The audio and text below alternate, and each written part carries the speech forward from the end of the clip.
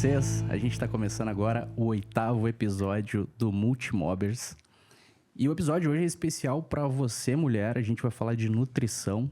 Mas antes de eu apresentar a convidada aqui, eu queria pedir para vocês seguirem o canal, clicarem no sininho para receberem as notificações de quando a gente postar vídeo novo. Cliquem em curtir, porque eu tenho certeza que o episódio de hoje vai ficar top.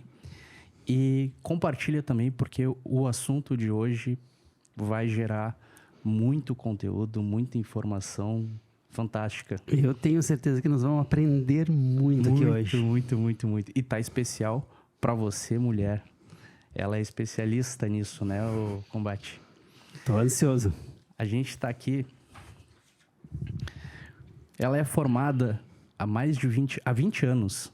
Mais de 23 mil pacientes atendidos, mais de 1.600 mulheres atendidas em grupos de mentoria, nutricionista funcional, pós-graduação ortomolecular, pós-graduada em nutrição funcional, pós-graduação em saúde da mulher, modulação intestinal e epigenética. Gisele Silveira.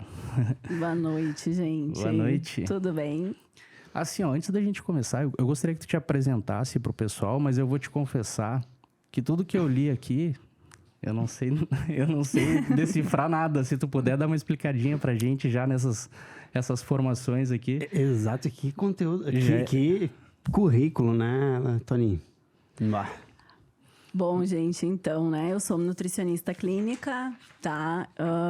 Trabalhei a minha carreira toda e trabalho em consultório, né? Hoje com muito paciente online também, com grupos, que virou, depois da pandemia, uma segunda linha do meu trabalho, a questão dos grupos. A gente consegue atingir pessoas do mundo inteiro. Hoje eu tenho grupos que eu tenho paciente na Áustria, na Austrália, na Inglaterra, no Brasil, no Mato Grosso do Sul.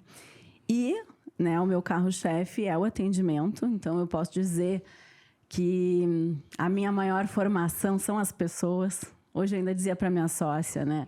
Eu disse, nenhuma pós-graduação que a gente estude substitui você atender gente o dia todo, né? Essa é a minha maior formação, né? Eu tenho certeza disso. É atender gente desde os 22 anos, 23 anos, o dia inteiro. É o que eu faço com muito prazer. Eu digo que a minha filha é meu grande amor. A minha formação e a minha carreira, a minha grande paixão, né? E essa paixão segue aí. E ao longo dos anos, né, eu me considero uma nutricionista meio fora da caixa. Tanto que quando eu me formei lá com 23 anos, eu já fui fazer ortomolecular, uma pós-graduação em São Paulo. O que é ortomolecular, Gisele? Ortomolecular, Lucas, eu entendia naquela época que a nutrição ela não estava completa quando eu saí da nutrição. Tá? E eu entendia que aquela definição daquele prato colorido, daquela reeducação alimentar, aquilo ali tinha alguma coisa que faltava, né? E a ortomolecular é uma pós-graduação que a gente estuda basicamente bioquímica e minerais, vitaminas e elementos, tá? Porque eu achava que não vai dar certo só essa história do prato colorido. Eu acho que tem muito mais entre o céu e a terra do que só o prato colorido, tá? Ou do que só fazer esse termo que eu nem uso e particularmente eu não gosto, e as minhas colegas que me perdoem, eu não gosto do termo reeducação alimentar, né? Porque tecnicamente as pessoas seriam educadas e teriam que ser reeducadas, né? E reeducação do quê? Certo? Então... Não existe nem educação, no caso. Como é que se não existe a educação, você reeduca? Sim. Reeduca do quê? Com base no quê? E como se a gente fosse todo mundo igual, né? Então, eu fui para a ortomolecular, aprendi muito sobre suplementos, muito, tá? Foi a minha grande base bioquímica. E para entender sobre suplementação, para entender sobre complementação da dieta, que a gente sabe que é pobre, às vezes, não só pelas escolhas, mas a gente vive num país gigante, né? Com uma história de monocultura, desde a época lá do Império. O nosso solo é pobre e a gente acha que vai ter tudo na comida. Não vai, tá? E isso é histórico no Brasil. A gente é celeiro, mas a gente é celeiro das mesmas coisas há muitos anos, né? E a gente hoje comprova cientificamente que não tem vários nutrientes. Então, lá, com 20 e poucos anos, eu fui fazer ortomolecular. Depois disso, o que eu me senti, né? Eu me senti meio desgarrada, porque aí eu sabia suplementar pra caramba, mas eu precisava voltar para a comida. E aí eu fui fazer hoje, que é uma grande área da nutrição, eu fui fazer nutrição funcional. E aí eu refiz as pazes com a comida. Não que eu tivesse brigado, mas eu refiz aquele velho e bom conceito, né, do ato de comer. Porque quando a gente sai do ortomolecular, a gente praticamente prescreve cápsulas e cápsulas e cápsulas, né? E eu era nutricionista, eu não queria perder isso. Na nutrição funcional, eu reencontrei o caminho da alimentação muito diferente daquele que eu tinha aprendido na faculdade, com conceitos muito diferentes de tudo aquilo. E eu entendi um conceito, a individualidade bioquímica. O Lucas é diferente do João, que é diferente do Pedro, que é diferente da Aline, que é diferente de cada um de nós. E isso é imprescindível para você tratar gente. É respeitar o cada um do outro, né? E na nutrição funcional, que a gente também trabalha com muita suplementação, que a gente também vai olhar o alimento não só como um prato de caloria, a gente vai ver essa individualidade bioquímica, né? Isso seria a nutrição funcional, essa veia. Depois a gente tem aí uma formação em intestino, que hoje é considerado segundo cérebro, né? Que desde o projeto Microbioma, e aí não tinha como não estudar intestino mais fortemente, desde o microbioma, do projeto Genoma, né? A gente descobriu que as nossas bactérias intestinais falam mais de nós do que nossas próprias células, né? Ele é dito hoje como o segundo cérebro, não sei se um dia não vai ser o primeiro, porque a gente produz mais hormônio no intestino do que propriamente, né? Mais hormônio e neurotransmissores no intestino do que no cérebro. E isso está comprovado cientificamente hoje. Depois, epigenética, né? Que é um caminhar para a gente entender, e aí a gente estuda a genética, e aí a gente volta lá para os nossos ancestrais e descobre que nessa caminhada, quanto mais a gente se afasta de quem a gente é geneticamente herdeiro, mais problemas a gente tem, porque a gente tem um ancestral aí, eu sempre brinco, né? E brinco com as minhas pacientes, com meus pacientes. Cara, tu é filhote do caçador. Não te afasta muito disso. Não inventa muita moda, né? Com toda essa evolução, testes genéticos, mapeamento genético, tanto para doenças como para conceitos alimentares. E, por último, um grande amor foi o atendimento às mulheres. Eu me especializei agora em saúde da mulher e fertilidade. Por quê? E talvez tenha a ver com a minha história de vida, né? Talvez tenha a ver com uma mulher 40 a mais que fala com vocês aqui e com a percepção que a gente vai mudando muito e que, se a gente não for respeitada nessas mudanças, talvez as mudanças sejam mais sofridas, né? Eu sigo atendendo homens, mas hoje, realmente, meu consultório é 80%, 90% mulheres, 40 a mais. Que é o meu foco, que é o foco da última pós. E agora a gente já está em andamento aí de uma nova. Mas eu conto no próximo. Ah, maravilha. Ô Bortoli, eu deixei de propósito o brinde. Eu tinha certeza. Depois dessa explicação, porque... Eu tinha certeza. Assim, ó, tem Era para ser mais curta. Não, tá tudo certo. É porque, assim, eu gostaria que tu te apresentasse, mas eu tenho uma dúvida sobre vinho. E aí eu deixei o brinde para depois.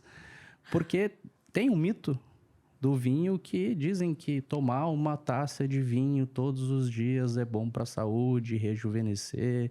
E a gente queria fazer o brinde aqui, né? Que é a nossa tradição.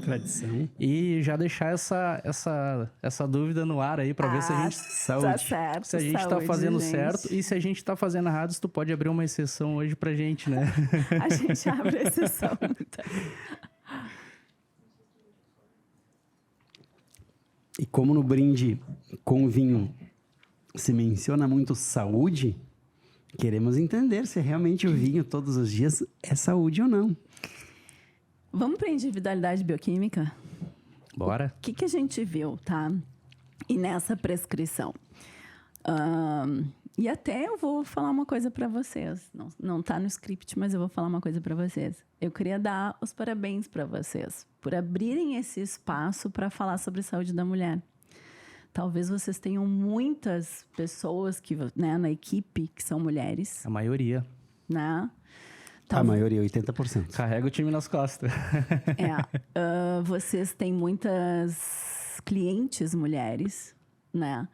E a gente ter minimamente esse entendimento que as fases de vida da mulher, né? Ela vai ter algumas peculiaridades. Isso é tão importante. Eu acho que muito para ter um apoio no processo, né? E um respeito. Porque eu sempre digo isso e eu ouço isso todos os dias, né? Bah, Gi, eu fazia isso aos 30. Eu disse, amiga, a mulher dos 30 não existe mais. Você é a mulher dos 40, dos 42, dos 45. Esquece, né? Isso serve também para o homem, tá? Mas o que a gente... Vamos falar do vinho, né? Para eu não... Sem mais delongas. O vinho é rico em resveratrol, que é o grande, né? A grande questão de saúde do vinho. Só que a gente sabe que o álcool... E aí a gente não sabe geneticamente, por exemplo, quem é o Lucas. Tá? Vamos falar aqui do Lucas. E daqui a pouco, geneticamente, o Lucas tem lá um gene pro alcoolismo. Tá? E o Lucas começa por incentivo até do profissional de saúde. Bebe um vinho todo dia, Lucas. O Lucas vai beber uma taça. No segundo mês, o Lucas, com aquela taça, ele ativou um gene que estava silenciado. Ele passa a beber 2 taças. No terceiro, no quarto, no quinto mês, o Lucas bebe 1 garrafa de vinho todos os dias quando chega em casa. Então, se de repente a sua taça de vinho, ela permanece uma taça de vinho, você vai ter o efeito do resveratrol e o seu fígado, a sua saúde hepática, está tudo certo? O vinho pode ser um alimento funcional para você. Mas se você perde o controle, e isso é uma percepção que normalmente quando a gente tem gene para vício, a gente não se dá conta. E eu já vi muito paciente, eu já vi, assim, muito mais lá no início da carreira, eu já vi paciente que a esposa chegava e me dizia assim, bah, o cardiologista disse para ele beber 1 taça de vinho para o colesterol bom. E que a gente já sabe hoje que não é a melhor sugestão. Não se fala mais em vinho no consultório. E falo para vocês depois por uma cascata hormonal.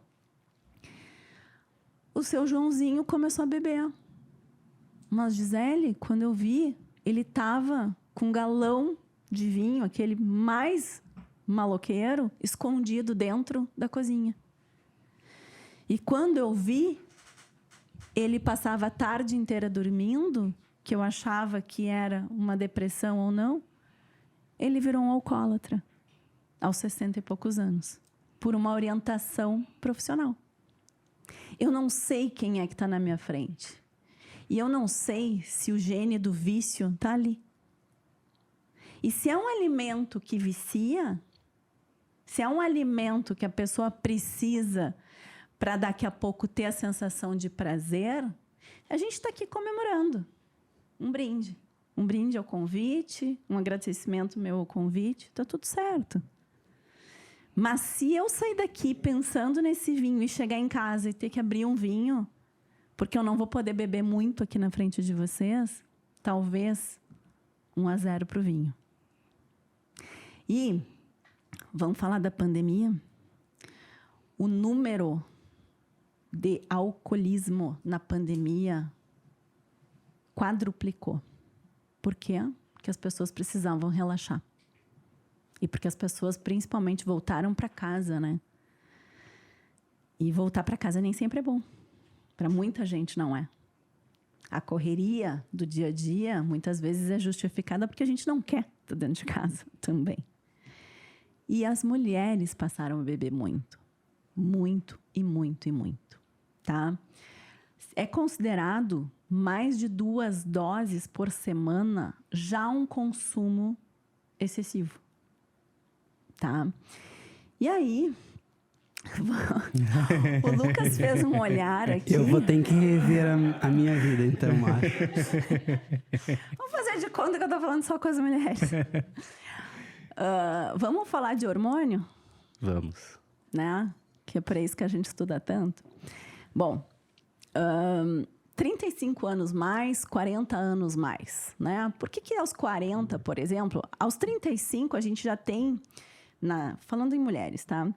A gente já tem um declínio, por exemplo, da nossa produção de óvulos, né? Tanto que o melhor momento, se você vai decidir, seria até os 35 anos, ou se você não vai querer ter filho naquele momento, o melhor momento é para congelar óvulos numa mulher, é até os 35 anos. Muita gente faz depois, mas a recomendação da melhor fase ali, né, seria mais cedo ou até ali. O que acaba acontecendo muitas vezes? A gente já começa aos 40 anos, uma palavra quase feia. A gente começa o nosso processo de climatério. O que é isso? Não sei. Climatério são as primeiras alterações dos hormônios. Tá? Você não está em menopausa e os homens também não estão em andropausa, tá? Mas você começa a produzir hormônios de uma forma não tão efetiva. Você já está com declínio, você já está no processo de envelhecimento. Você já está envelhecendo aos 40 anos. Um pouquinho antes, mas assim, aos 40, toda a parte reprodutiva da mulher está consideravelmente em processo de envelhecimento. Tá? Dá para ter filho? Dá, mas as chances são bem menores, a chance de algumas síndromes são muito maiores, né? O teu óvulo não tem tanta qualidade, enfim. Vamos voltando para o hormônio, falei ali na questão de óvulo, mas para mostrar, é uma prova, né? Que todo mundo sabe disso. Se a gente já não está tão bem para reproduzir, a gente também não está bem para produzir hormônios normais.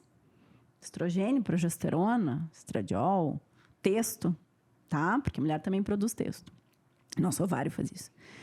E aí, o que acaba acontecendo? Quando eu uso a bebida alcoólica com muita frequência, a primeira rota de um hormônio produzido lá no meu ovário é sempre uma via hepática. E a segunda rota é uma via intestinal. A rota do hormônio produzido pelo homem é hepática e depois é intestinal. Existe uma necessidade de uma ação no fígado, tá? De enzimas hepáticas para que a gente consiga fazer a rota da produção hormonal ficar adequada. E a gente precisa muito de um intestino com uma mucosa e com uma flora muito saudável para desconjugar hormônios, mandando uma fase que a gente não quer mais fora, ou para recaptar hormônios, que no caso da mulher é péssimo, essa recaptação intestinal. Quais são os órgãos mais afetados pelo álcool? Fígado e intestino. É uma concorrência desleal com a tua produção hormonal. Ah, mas tudo dá certo. A chance que comece a dar errado é muito grande. Né? Por exemplo, uma mulher que faz lá com seu ginecologista terapia de reposição hormonal e que bebe, ela não tem os efeitos tão positivos como a mulher que faz a terapia de reposição hormonal e não bebe. Então, gente, baseado nisso, vocês me entendem? É esse o meu senão, né? É esse a minha questão. A gente está bem, principalmente quando está produzindo hormônio. A gente está bem quando a gente tem massa muscular. O vinho é um grande problema para o nosso tecido muscular. Um vinho, né? O álcool, que é o álcool que é a droga, né? Então, esse uso esporádico, comemorativo, tudo certo. A grande questão é tornar o álcool um hábito. Hoje eu posso dizer para vocês, que saiu em pesquisas muito recentes e em guias de saúde, que o álcool e o câncer de mama têm uma relação muito íntima. E não só o câncer de mama. Os cânceres hormônio dependentes. Por quê? Porque justamente todo esse metabolismo que é necessário que o fígado esteja muito saudável e que o intestino esteja muito saudável, eu tenho um agressor sempre fazendo a parte ali da bagunça. É por esses dois órgãos se utilizarem, digamos que da mesma rota. Hormônios utilizam essa rota e álcool utiliza essa rota. É esse o meu perrengue, né? É esse. E eu sempre gostei, mas eu mudei muito o meu conceito de consumo, principalmente quando eu li sobre associação com câncer de mama. Porque aí eu não vou ficar... Eu tenho familiares que tiveram câncer de mama. Eu não vou ficar riscando fósforo do lado de palheiro, né? E hoje, a gente às vezes atribui a pílula contraceptiva, ou é a terapia de reposição hormonal, o câncer de mama, ou os outros cânceres. Gente, são aquelas escolhas que a gente faz diariamente. Diariamente. E um conceito desse relaxamento que eu acho que precisa ser revisado, né? Esse relaxamento, porque na verdade o vinho atrapalha o sono. A gente acha que dorme melhor. Na verdade, a gente está chapado, né? A produção do sono REM, que é o sono profundo, ela não é melhor com vinho. Você capota. Assim como quando você usa outra droga ou medicação. Você capota. Você não pega no sono fazendo todo o processo. Então, assim, são alguns itens... Me chamem de chata, eu tenho certeza que vai ter lá os comentários que mulher chata. Me convenceu. Aline, tá ferrada. Mas e a relação... Claro, você falou que o motivo óbvio é o álcool. Mas entre a relação assim... Tá, se eu tomo uma taça de vinho ou eu tomo, por exemplo, uma cerveja, ambos vão dar o mesmo efeito negativo ou o vinho, por ser vinho, ele é menos prejudicial? É a presença do álcool, é a quantidade do álcool. Eu acho que sim, eu super entendo, né, a tua pergunta. Eu acho que o vinho, sim, tem substâncias antioxidantes fantásticas, tá? Tem o resveratrol, que está na uva, que está na casca da uva. A cerveja não tem isso. A cerveja vai ter muito mais carboidrato, né? Tu vai ficar mais estufado, mais inchado pela quantidade ali de carboidrato. O vinho não tem isso. Ele tem todas as suas propriedades. E o vinho é um alimento lá né? Exato.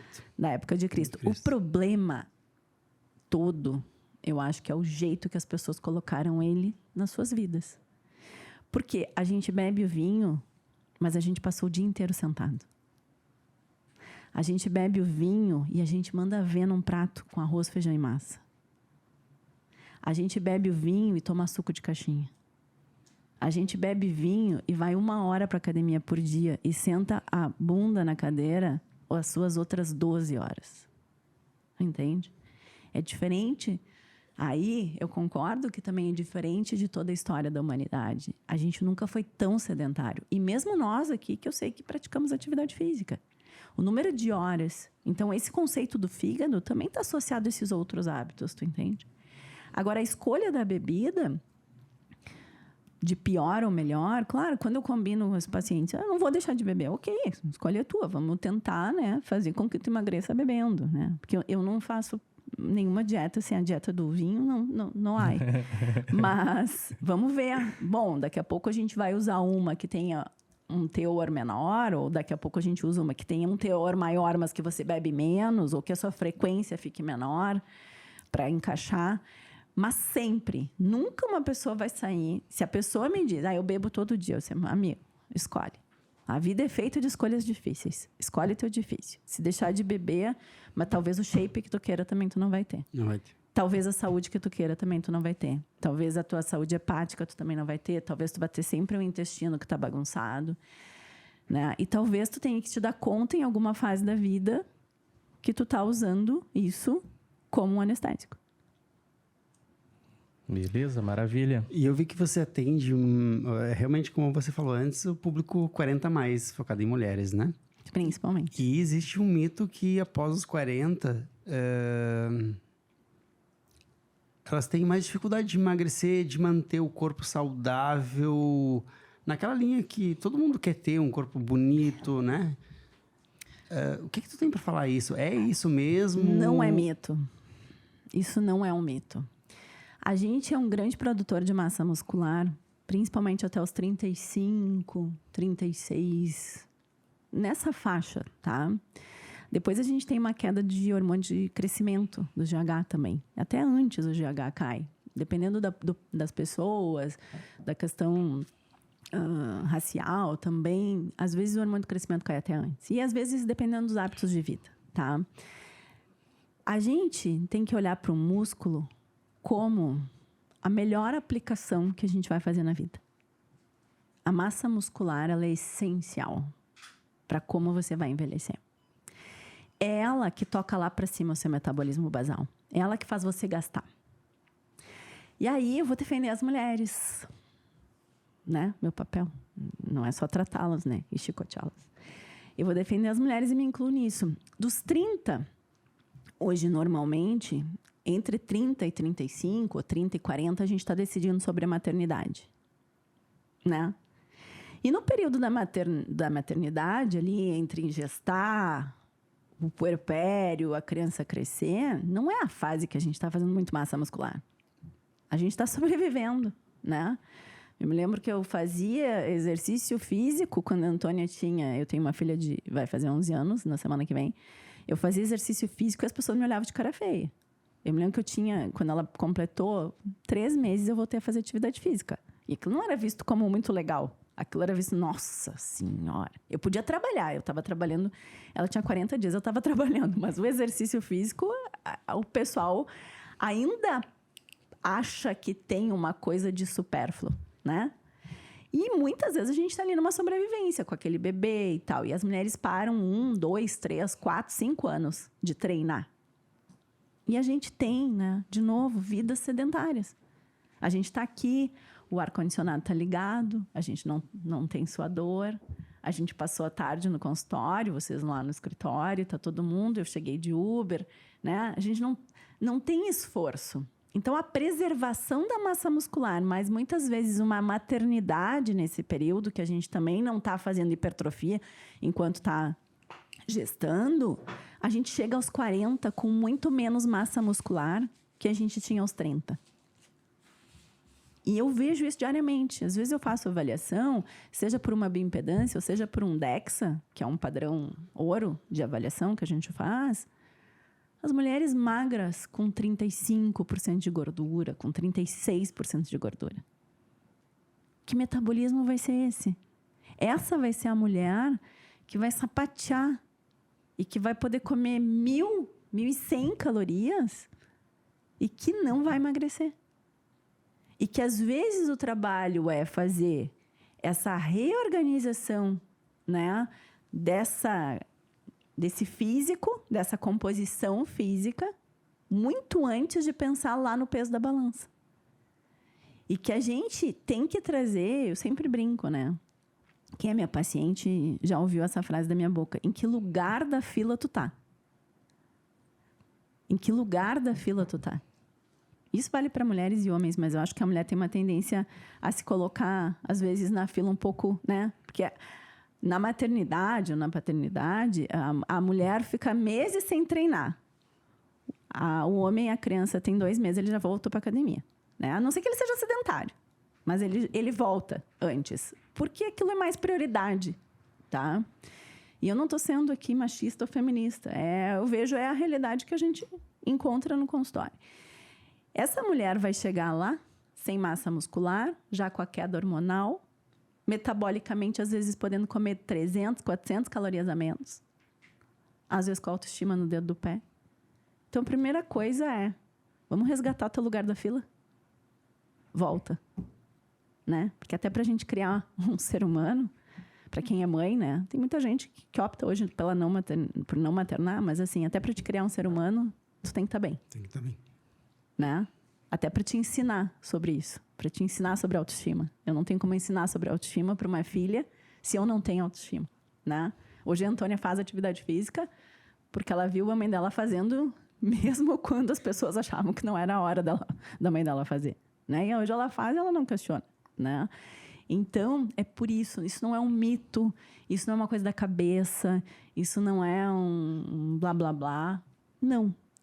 E pior ainda, se eu posso continuar, quando cessa, né, o período que a mulher tem os ciclos menstruais, que é a menopausa, aí a coisa complica um pouquinho mais, né? E a gente tem uma complicação muito maior, porque a gente tem menos massa muscular ainda. E aí sim, tem hoje pesquisas mostrando que nos primeiros 3 anos, até 10 quilos de ganho de gordura. Tem o que fazer? Sempre tem. Eu sempre digo. Sempre tem o que fazer. Mas tu tem que saber o que está acontecendo para te não ficar lutando contra o inimigo oculto. Né? Ah, restringe, mas não muda o treino. Ou, às vezes, está super carencial, às vezes está sem o apoio de começar, de engajar o processo. Sempre tem. Mas que isso não é um mito que a mulher dos 40 sofre mais, não é. Não é. Lá na imobiliária, conforme o Tony falou, 80% dos nossos corretores são mulheres. E elas vivem correria na rua, que é praticamente para todo mundo, né? Atendendo cliente, buscando imóvel, enfim. Como que elas poderiam fazer para manter a rotina de trabalho, que é bem acelerada, e ter uma alimentação saudável? É que a gente tem que ter eu acho que um conceito, esse conceito de alimentação saudável, tá?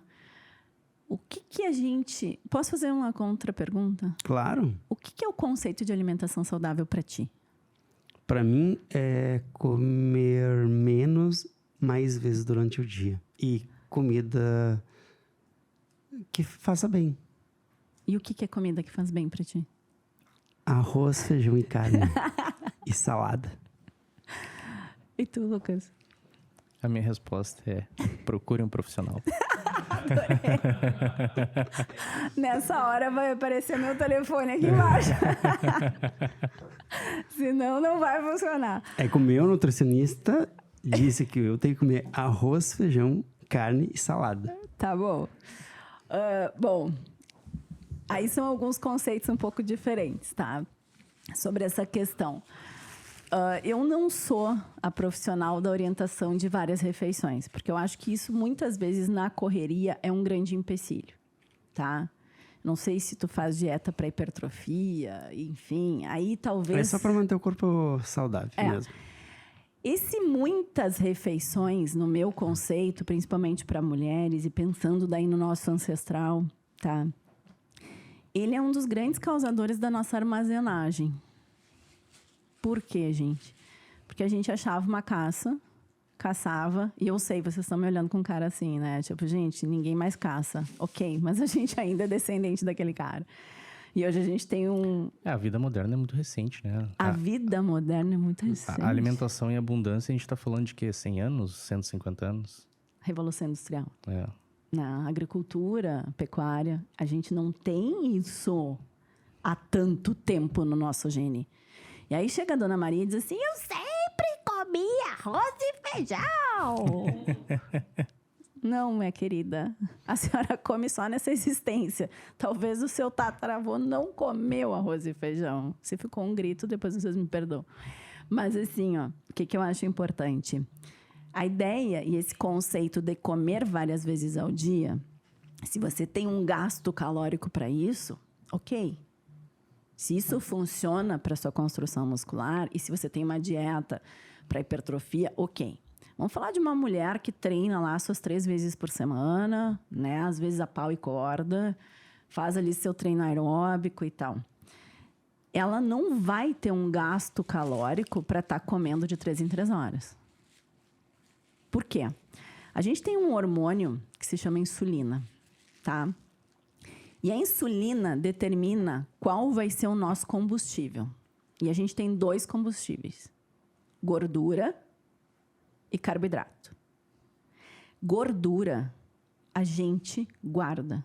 Só que nenhuma gordura que vocês peguem no corpo de vocês, ela era gordura.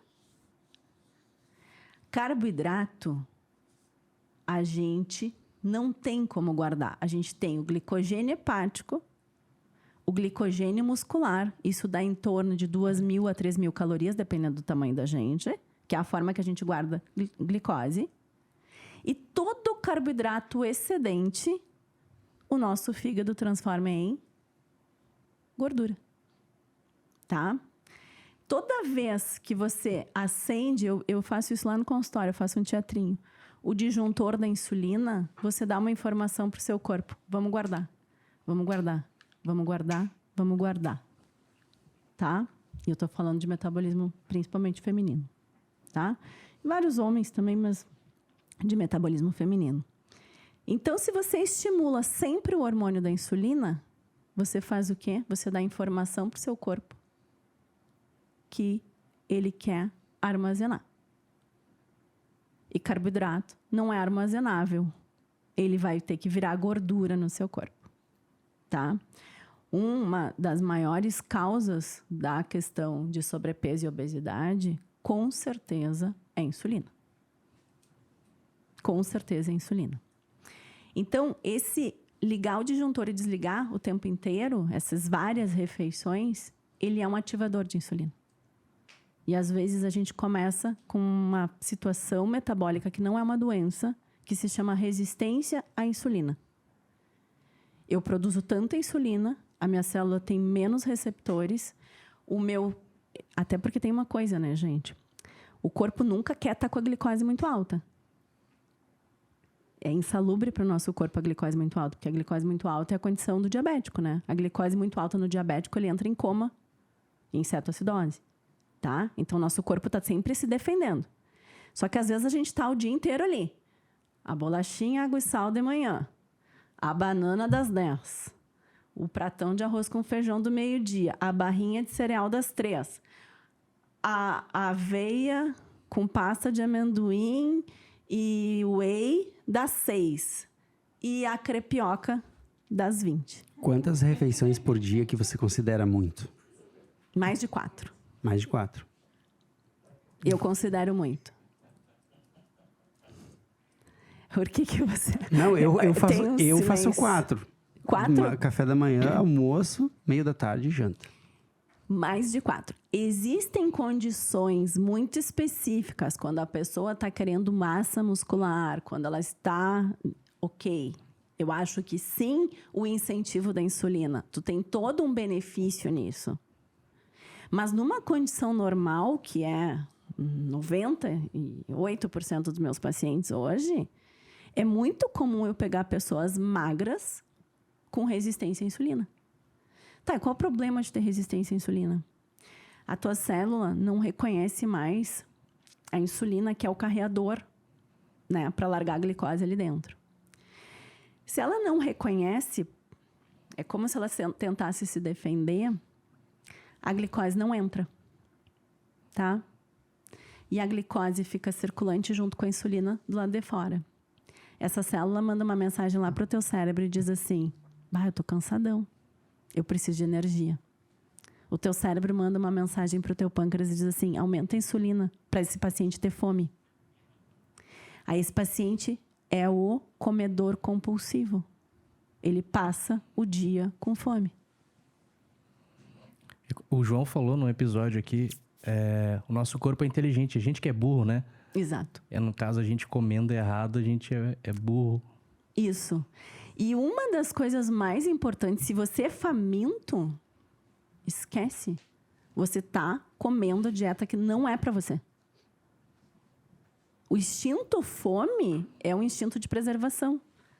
Se você tá com fome o dia inteiro, aquela mulher que sai da mesa, foi no buffet ali, tá? Na 24. E voltou às 2 da tarde e tá aqui. Ai, que vontade de comer uma coisa. Esquece, ela tá comendo errado. Ela não está. E aí, às vezes, ela pesquisa coisa e pesquisa hormônio, pesquisa não sei o quê, não sei o quê, não sei o quê. E põe a culpa no climatério. Primeiro, corrige a casa. Eu acho que o climatério, sim, tem uma série de interferências na vida da gente. Mas as nossas escolhas diárias vão determinar se a gente passa o dia com fome, se a gente passa o dia cansado, exausto, tá? Porque esse cansaço, quer ver uma prova de hiperglicemia e hiperinsulinemia? Voltar do almoço com sonolência. Se você volta do almoço e fica improdutivo, acho que as empresas até tinham que pensar sobre isso.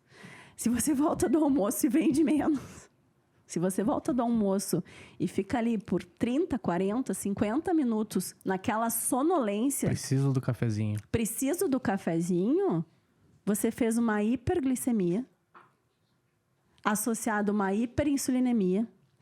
Toda a sua glicose entrou para a sua célula, a sua taxa de glicose no sangue caiu e você quer comida de novo. E isso é o círculo vicioso do processo de aumento de peso. Ô, Gisele, falando de mulheres 40 a mais, como tu disse, o corpo muda, as coisas começam a mudar. Quais são os alimentos que não podem faltar na mesa dessas mulheres 40 a mais? Proteína. E, Gisele, que proteína? O que é proteína? Proteína é carne, proteína é alimento de origem animal. Não pode faltar um consumo proteico adequado, porque senão a gente não tem manutenção dos nossos tecidos. A gente começa a perder cabelo. A pele, a gente tem uma flacidez inerente, porque a gente começa a diminuir uma enzima que produz colágeno por volta de 35 anos, tá? Então, a flacidez é um processo que vai acontecer mais cedo ou mais tarde. Só que se você colocar pelo menos o tijolo, o combustível, que são aminoácidos, tá? Que a gente consegue através de alimentos de origem animal. Então, vocês já estão vendo que eu defendo uma dieta, né? Com base proteica. Eu não defendo uma dieta vegetariana. Agora, sei que terei críticas, mas eu não defendo, tá? Diante de tudo que eu estudei. A gente consegue minimizar essas perdas, tá? E não é o que acontece, né, Lucas? A gente vê que os pratos, até por uma questão desse processo que eu falei da insulina, eles vão cada vez se tornando mais cheios de carboidrato e cada vez com menos proteína, né? Aí a gente tem esses lanches. Todos eles é um balde de carboidrato. E vários deles vem escrito fit ali, né? É um fit, é um fake fit, né? Dá pra gente dizer. Porque são cargas de carboidrato, muitas vezes com glicose de milho, né? Que fazem esse pico também de insulina, que são super responsáveis aí por toda essa esteatose hepática que a gente está vendo. Um monte de gente aí. Hoje eu atendi, sei lá, metade das minhas pacientes, esteatose hepática, gordura no fígado. Mas ela não bebe. Não, ela come carboidrato o dia inteiro. Tá? Porque a rota também da gordura no fígado é uma rota do excesso de glicose, produzida também por esse excesso de insulina. E a gente começa esse processo aí de dieta, de mudança de dieta, né? E o que a gente ouve falar, que o pessoal mais espera, é o dia do lixo, né? Eu quero o dia do lixo. Contando as horas que ele chegue. O que tu tem a falar pra gente sobre isso? Mais uma aguinha aí? Eu quero. O que tu tem pra falar pra nós sobre isso? É normal? É adequado? Bom, eu vou te dar uma frase que eu uso normalmente, tá? Quando a gente está fazendo um programa alimentar, uma dieta, do jeito que as pessoas preferem chamar, uma modulação alimentar, que eu acho bem adequado, a gente está fazendo em prol de quem? Do corpo, né? Do shape, da saúde, do sono, enfim, de várias coisas, mas do corpo. E eu sempre brinco assim. Bom, eu cuido do meu corpo, com vários conceitos, né? Eu cuido do meu corpo aqui fora, não vou sair para não ser assaltada, eu cuido do meu corpo fazendo exercício, dormindo, não. Vamos falar de um cachorro. Eu cuido do meu cachorro. Todos os dias. Eu alimento, eu isso, é aquilo. Um dia por semana eu deixo ele na rua. Salve-se quem puder. Esse é o conceito do dia do lixo. Se você faz a semana inteira algo de bem para o seu corpo para fazer um dia de muito mal, O conceito tem que ser revisado. Você não precisa de um dia de lixo. Você precisa entender o quanto custa e o quanto vale cada escapada. O quanto aquilo vai fazer parte para sempre e vai botar tudo a perder, porque não esquece, né? Às vezes o paciente está acima do peso, a gente controla 5, 6, 7 dias a insulina. Melhora a insulina, melhora essa relação hormonal. Aí ele sai para comer hambúrguer com batata frita e Coca-Cola. Ele dá uma carga para o pâncreas de insulina que na segunda-feira ele não vai voltar para a dieta, nem com a banda de música. E aí ele tem uma sensação de quê? De fracasso e desistência. Escolhe o que tu quer fazer. E eu sempre digo, tipo, cara, não vai para batata, para o hambúrguer. Come a carne em uma sobremesa. Come a carne em um vinho. Come a carne e um risoto. Tira esse conceito do eu tudo pode. Porque eu sempre comparo isso. Tu não cuida de alguma coisa super bem de segunda a sábado e domingo tu joga na rua. Tu não faz a educação do teu filho e chega domingo e diz, vamos falar palavrão, vamos botar os pés na parede, vamos pintar. Não é. Né? E se tu tá fazendo algo que tu precisa ter esse conceito do lixo, eu acho que é uma revisão de conceitos, tu entende? Eu acho que, às vezes, a paciente, isso pode, tudo pode. E todo mundo que me conhece fazendo dieta sabe que eu não sou boazinha. Né, gente? Tudo pode. Só que a gente precisa ver o quanto custa e o quanto vale isso naquilo que tu tá buscando comigo. Se tu chegar lá e disser, cara, eu só quero um shape para dezembro. Beleza. Eu não quero conceitos de nutrição funcional, eu não quero isso. Ok. Eu não sou eu que tenho que colocar o que é objetivo para você. Muitas vezes eu, como paciente, hoje eu fiz muito isso. Nem sempre, mas hoje eu fiz muito. Objetivos da paciente. Eu quero isso, eu quero aquilo, eu quero aquilo. Diante da situação de saúde, que é muito mais do que eu atendo hoje, os meus objetivos com você. Meus objetivos com você é tratar o seu intestino, que está uma desbiose intestinal maluca, é melhorar perfil inflamatório, porque aqui tem exames mostrando que você está inflamada, é melhorar esse lipedema. Tá, beleza. Ela queria emagrecer, ela queria baixar percentual, ela queria isso, tu entende?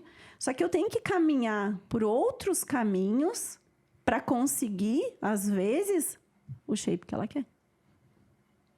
Eu tenho que fazer uma redução do processo inflamatório como um todo para eu conseguir um corpo bonito.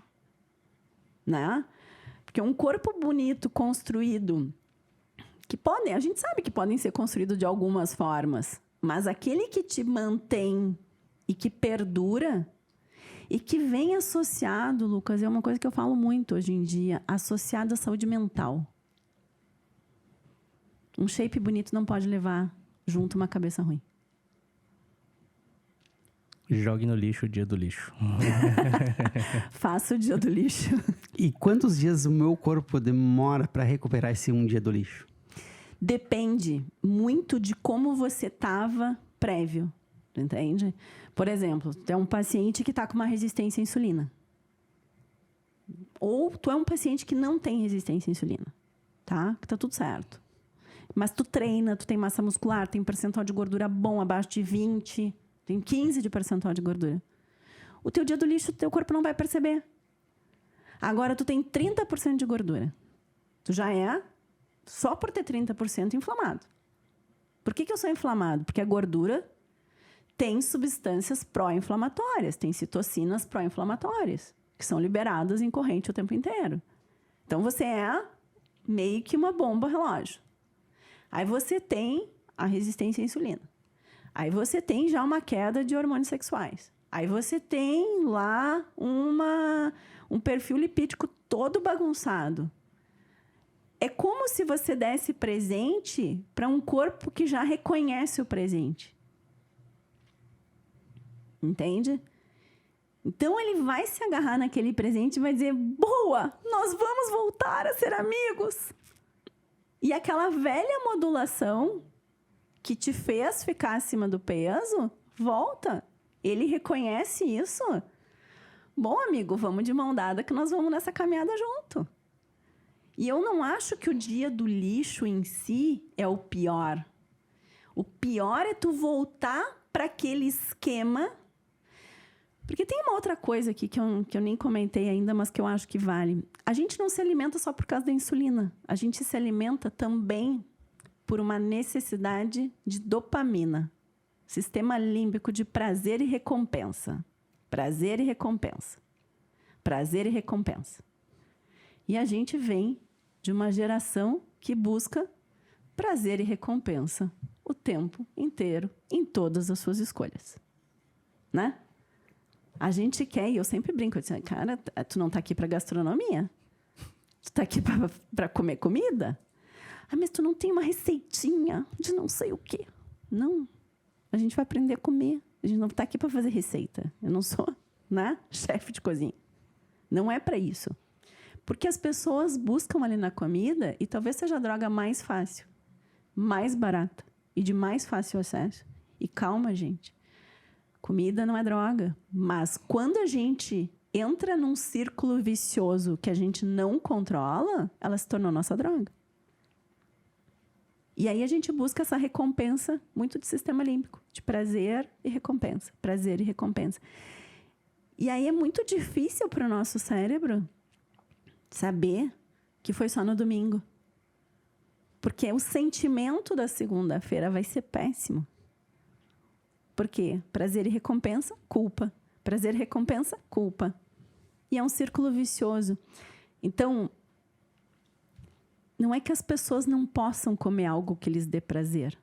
Eu só acho que os prazeres da vida não podem passar todos pelo prato e pelo copo. E quando os prazeres da vida passam todos exclusivamente pelo prato e pelo copo, a gente tem que rever os outros prazeres. Eu conheço muita gente, Gisele, que na hora do almoço faz um prato bonito assim, bem desenhado, mas toma Coca Zero, no final come um docinho e depois toma café com açúcar. O que tu acha sobre isso? Bom, acho que o refri zero, tá? Vamos pro ponto do refri zero. Hoje, até a Organização Mundial da Saúde, que é uma coisa que não acontece sempre, já se manifestou sobre o uso dos adoçantes.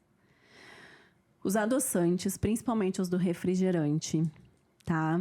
Que é aspartame, aspartato, acesulfame K, são vistos como tão prejudiciais para situações como diabetes, compulsão alimentar, como o açúcar. E mais, que é uma das minhas formações, a flora intestinal ela apanha com adoçante, tá? A gente modifica nossa flora intestinal com esses adoçantes artificiais. Gisele, tu tá me dizendo que é para comer açúcar? Depende da tua condição metabólica, tá? O ideal é que a gente volte a tomar água.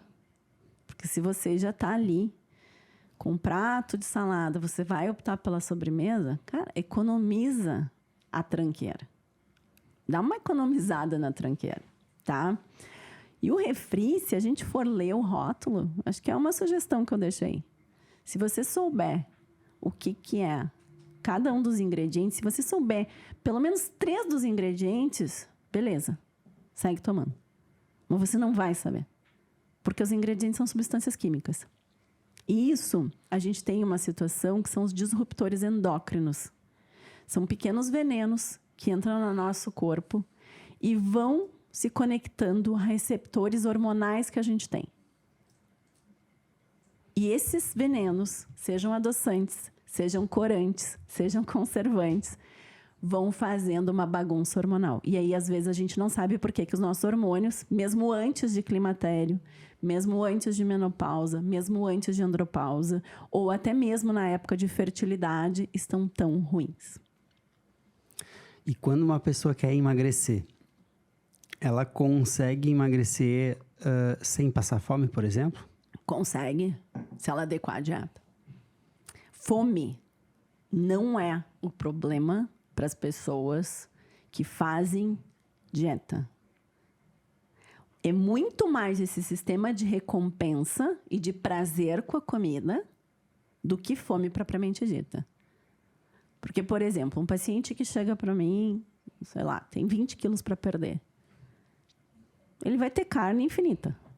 Infinita e além. Ah, mas eu não quero carne. Bom, então não é fome. Então é só as vontades. Né? Então ele vai ter alguns alimentos infinito e além. Porque carne, gordura, esses alimentos trazem saciedade. O Lucas está com uma cara de nervoso. Eu tô adorando. Esses alimentos trazem saciedade. Só que esses alimentos a gente, primeiro, né? A gordura, a gente prostituiu ela por 20 anos, né? Não podia mais comer gordura. Tira a gordura. Ovo tem que ser na frigideira sem gordura. Mal sabemos, ou mal sabíamos, hoje a gente já sabe, que toda a produção dos nossos hormônios depende de quem? Gordura. O maior responsável pelos nossos hormônios sexuais é o colesterol, a molécula do colesterol. Pasmem. Então, é possível comer gordura que vai fazer bem. É possível comer gordura que vai te fazer bem e que vai te garantir a produção adequada dos teus hormônios. É claro, tudo isso é com parcimônia. Eu não tô dizendo ninguém, né? Quem vai estar nos assistindo daqui a pouco, eu não estou mandando ninguém comer bacon. Eu estou dizendo que a gordura, ela não precisa ser excluída da nossa dieta. E tem uma questão da ancestralidade que eu acho que vale a pena a gente levantar. Os nossos ancestrais, o homem paleolítico, ele comia no máximo 25% da dieta dele tinha carboidrato. O resto era proteína e gordura, porque ele achava caça, né? E ele não ficava lá tirando com garfo a gordura da carne, né? Não. Não. Ele não fazia isso. E essa foi a nossa Constituição. Então, a gente passou para uma geração mimizenta que tira a pele do frango, que tira a gema do ovo, que tira... Como? Se os alimentos, né, num conceito até de criação, eles tivessem que ser demonizados e fossem usados parcialmente. Tudo bem, num cálculo de dieta que vai sobrar gordura ali. Mas, gente, a gente começou a fazer coisas absurdas nesse sentido, né? Mas ninguém, e isso eu respondo todos os dias no direct, né? Quantos ovos eu posso comer? Quantos ovos eu posso dar pro meu filho? Mas ontem ainda a gente tava numa live e ainda me perguntaram, mas quanto de carne a pessoa pode comer? Nunca. Ninguém me perguntou, na vida, quantas bolachas ela pode comer. Você entende que a gente inverteu? Sim. Posso só... Porque eu não queria fugir desse assunto aí. Com relação à gordura, Gisele. Tem um bullying, né? Com relação à gordura que tu levantou a bola aí. Eu li um estudo uma vez que após a criação do óleo vegetal, esse de cozinha aí, aumentou assim, ó, de forma exponencial o ataque cardíaco. Isso. Né? E correto. Eu queria entender, assim, quais são as gorduras que a gente pode consumir? Porque, pelo que eu entendi, não são todas, né? Não. Na verdade, a questão dessa extração... A gente tem que pensar assim, né, Lucas? A extração do óleo vegetal, ela se utiliza de todos os óleos, tá? Vamos pensar do óleo de soja. Recentemente saiu sobre o óleo de soja, tá? Que é um grão que tu coloca na mão, ele não é um grão gorduroso, né? A soja. Não. Tu tem que fazer uma extração mecânica e química, tá? E nessa extração mecânica e química, a gente tem que pensar um pouquinho também sobre essa coisa de produção, né? Porque às vezes eu vejo, esses dias eu vi, porque margarina é bom. Cara, margarina foi um erro na indústria do plástico. Ah, é. Não sabia disso. Né? A manteiga é a sobra do leite. A vaca dá o leite, a gente vai ali e pega a manteiga, que é a gordura. Ela fica ali. A margarina foi algo que não deu muito certo, mas a margarina, tá? Aquela que tem o coração, ela não é um alimento que o nosso corpo reconhece. Da onde vem a margarina? de uma gordura feita em indústria. Mas de onde que vem essa...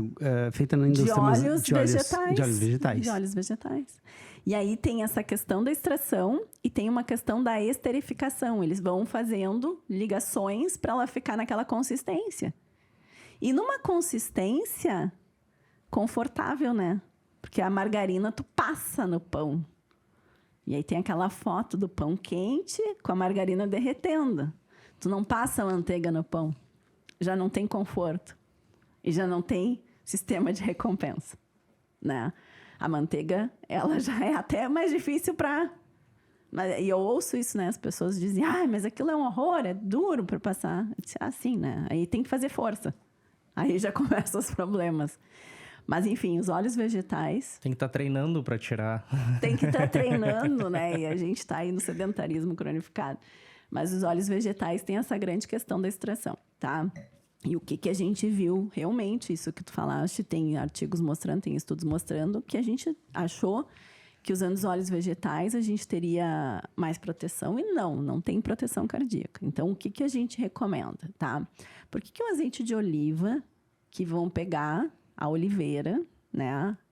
E vão esmagar a oliveira e ela vai sair o óleo sem precisar colocar nada. Por que ele é tão bom?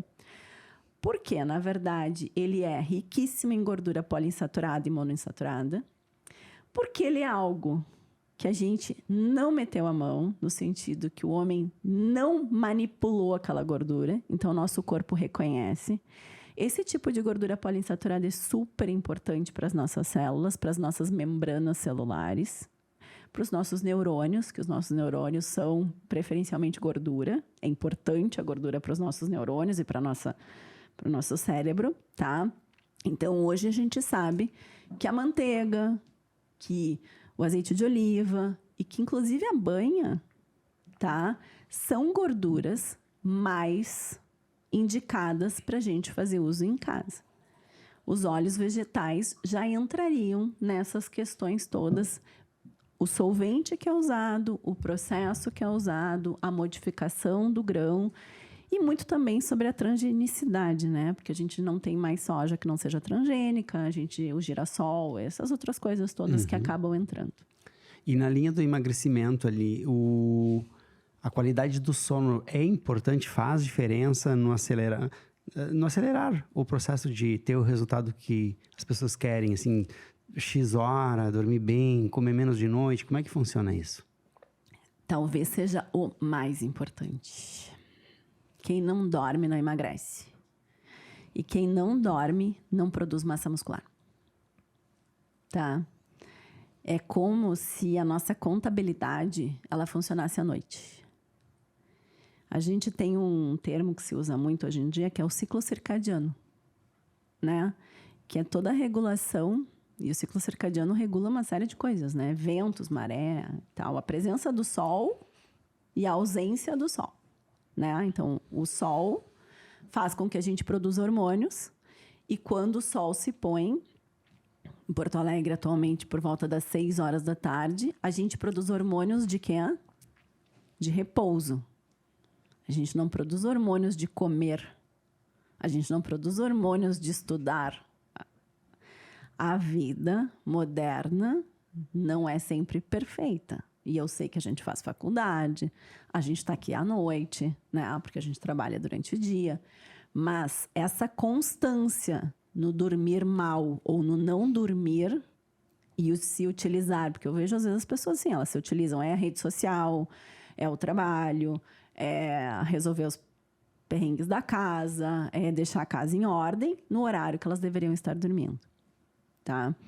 Mais do que número de horas, seria importante que a gente tentasse pegar essa produção de melatonina que a gente tem. A gente não tem um pico único de melatonina.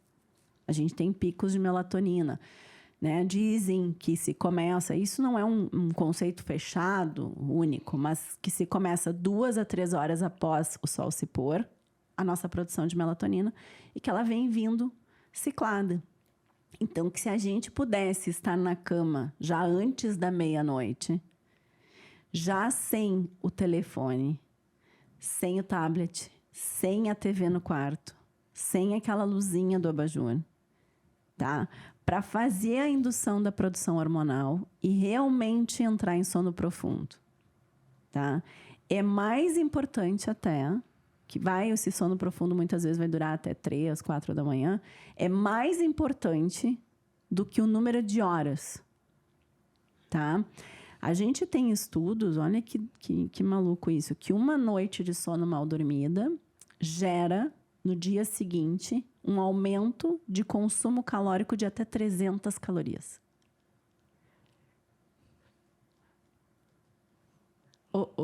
E Uma noite de sono.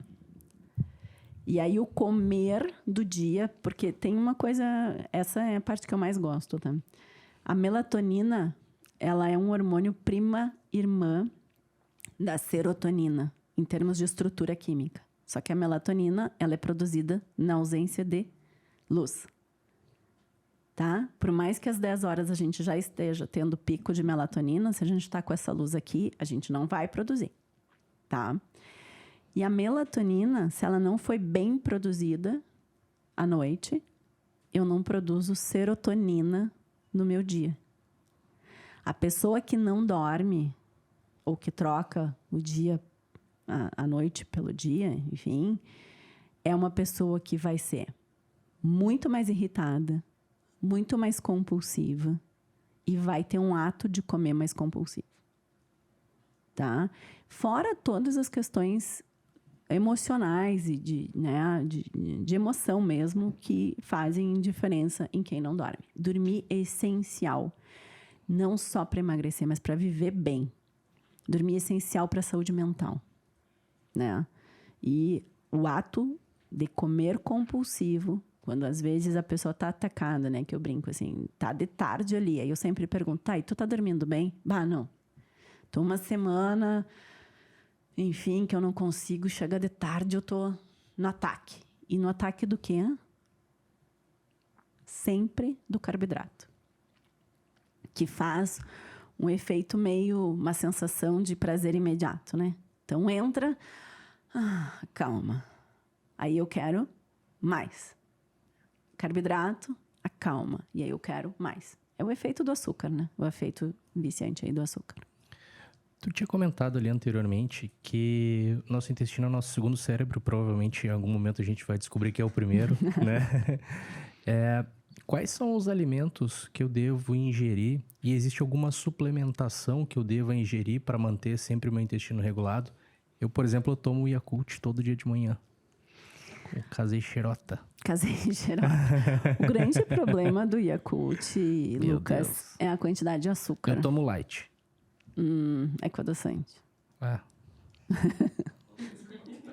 Droga. Mas assim, eu acho que tu tá bem intencionado no sentido de usar alimentos fermentados, tá? Tu tem outros alimentos fermentados que eu acho que são bem legais, como kombucha, kefir, aqueles alimentos que hoje em dia a gente já encontra no mercado, que é o chucrute, aqueles vegetais fermentados. A gente essencialmente precisa de tempos em tempos na vida moderna, com o uso de medicação que a gente faz. Uma vez no inverno gaúcho, a gente acaba consumindo antibiótico, ou usa remédio para dor, ou usa remédio anti-inflamatório. É importante a gente pensar em reposição da flora, tá? Claro que alguns casos muito específicos, eu atendo diariamente, as pessoas têm um processo de desbiose mais severa. E aí, às vezes, a gente precisa fazer essa reposição num formato de cápsulas, né? De suplementação mesmo. E aí é uma situação mais individualizada, tá? Mas o que o intestino da gente precisa para ter uma autoprodução e uma autorreplicação das bactérias boas? Ele precisa de comida, né? Ele precisa de prato de comida. Quando a gente fala em salada, em vegetais e frutas, tá? Muito mais do que a questão calórica, o que a gente quer, na verdade, é estar colocando fibras dentro desse intestino para que essa fibra sirva de comida para a nossa flora intestinal, tá? Existe uma substância que se chama ácido butirato, que uma dieta com capacidade fermentativa, e aí entram vegetais crus, cozidos, tá? É essencial para esse repovoamento constante, porque a gente está sempre perdendo flora, né? Na nossa vida moderna, muito. E o que o nosso intestino menos precisa? De produto químico nele. Tá?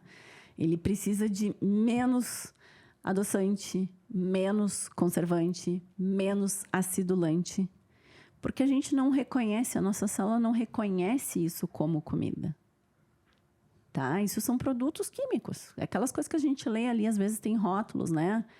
Eu não vou falar nomes aqui que não vem ao caso, mas às vezes assim, aqueles shakezinhos de tarde de proteína, beleza.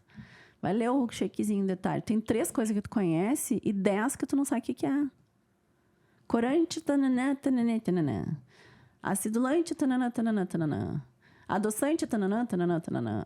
3, 4 tipos de açúcar com nomes diferentes, né? Polidextrose, maltodextrose, dextrose. E aí, não tem açúcar, mas tem um monte, tá? E acho que, assim, a grande questão é a gente voltar para a comida que estraga. Ô, Gisele, uma dúvida bem bobinha. Quando a gente é criança, a gente faz aqueles experimentos... Quer mais água? Uhum. A gente faz aqueles experimentos no colégio com farinha, cola, né? Nem lembrava disso. E cara... Eu lembrei. Hoje a nossa alimentação, ela tá muito baseada na farinha, né? Essa cola que a gente vê lá na infância, isso aí, quando tá no nosso intestino ali, o que acontece esse consumo excessivo de farinha? Buenas. A farinha é um grande desencadeador também de insulina, às vezes até mais que o açúcar, tá? E a farinha, vamos falar do trigo aqui, né, que é o preferencial. Primeiro tem algumas questões. A farinha no Brasil, ela é enriquecida com ferro, tá? O ferro é um mineral que foi feito isso como uma política pública lá atrás para prevenção e tratamento de anemia, tá? Só que o ferro é um mineral que, desse formato que foi colocado, nem sempre é bem-vindo para o nosso intestino, tá? E a farinha, do jeito que ela está com o ferro, pouco trata as anemias que se queria prevenir há mais de 20 anos atrás, tá? A farinha tem a questão que a gente também tem um refinamento dela muito grande aqui, para que tudo fique muito fofinho, né? É a farinha bem branquinha para tudo ficar muito fofinho, para ficar tudo com uma consistência, de novo, conforto, certo?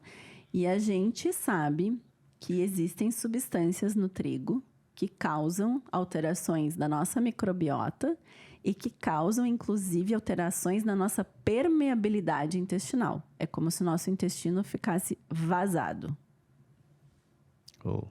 Tá? De novo, e depois a gente tem, às vezes, aquelas questões das pessoas, que terrorismo nutricional, não pode. Não, a gente enfarinhou tudo. A gente passa comendo farinha todos os dias. As pessoas comem pão de manhã, panqueca no almoço e lasanha na janta. É muito relacionado à quantidade, tá? Gisele, tu não come farinha? Eu como farinha eventualmente. Mas eu não como farinha diariamente na minha casa. Por quê? Porque a gente tem graves situações de alteração intestinal e cada vez mais a gente tem uma situação que a gente vê no consultório que são intolerantes ao glúten não celíaco.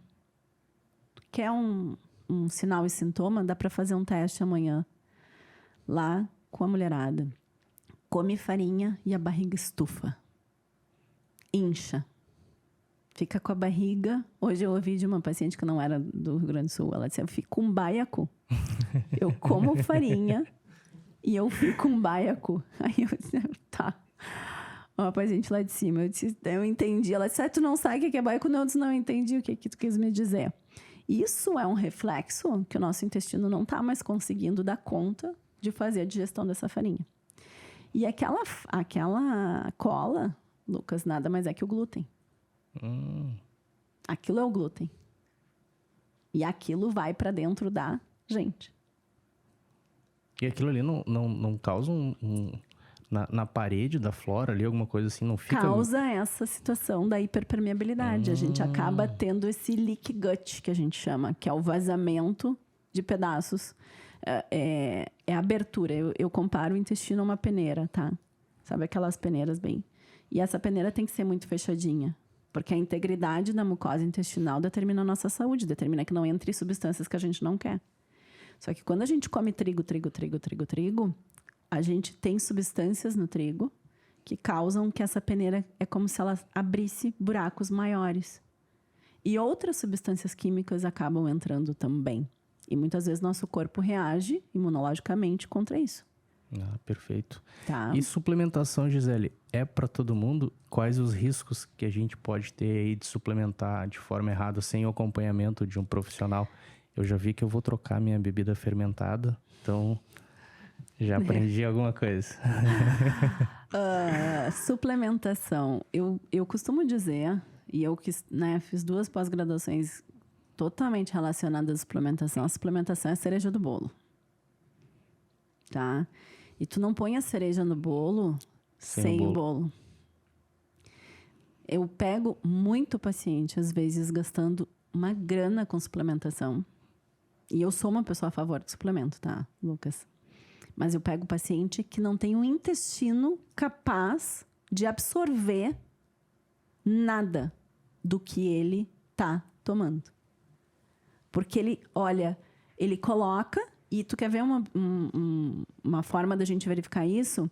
Mulheres com carência de vitaminas do complexo B e de ferro, por exemplo. Que é muito comum, tá? Quase epidemiológico. Tomando ferro, vitamina B12, tomando ácido fólico e tal. Vai ver no exame, 3 meses depois, gastou na melhor vitamina. Nada mudou. Ah, é o suplemento que não presta. Aí troca o laboratório, a empresa, a farmácia. 6 meses depois... chega a estar mais baixo. Ontem eu ainda atendi um caso assim. E ela, porque não funciona?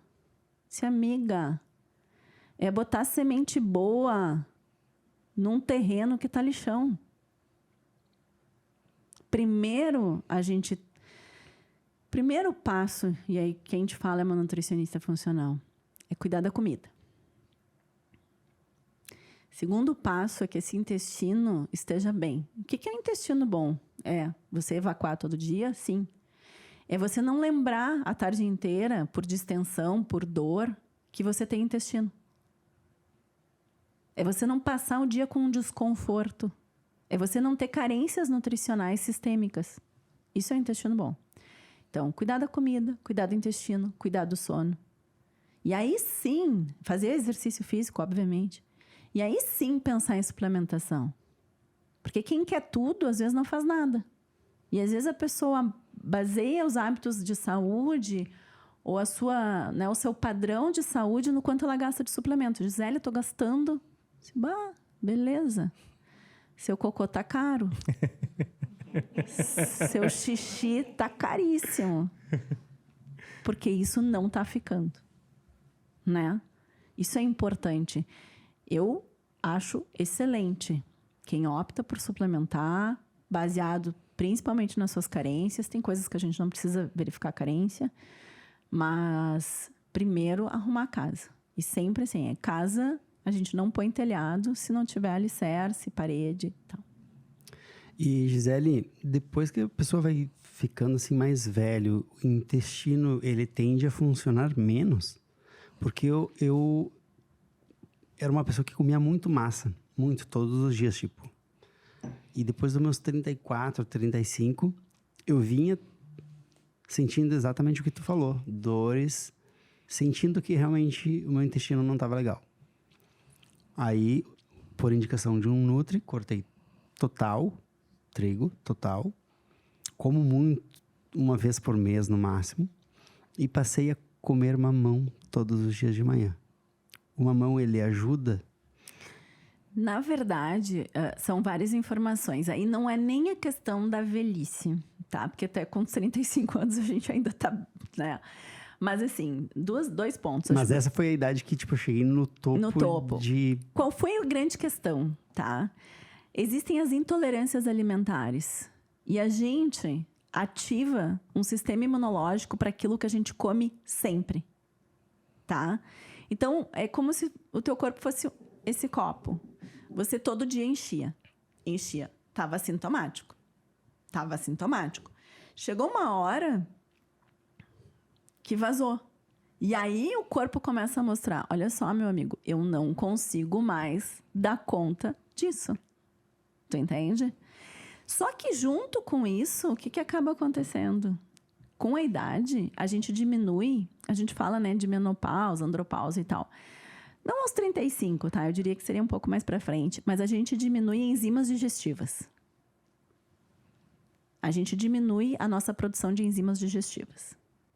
Isso é natural do nosso processo de envelhecimento. Quer ver um hábito de pacientes, às vezes, de pessoas acima de 60, 70 anos? Elas começam de noite, aí eu não consigo mais jantar.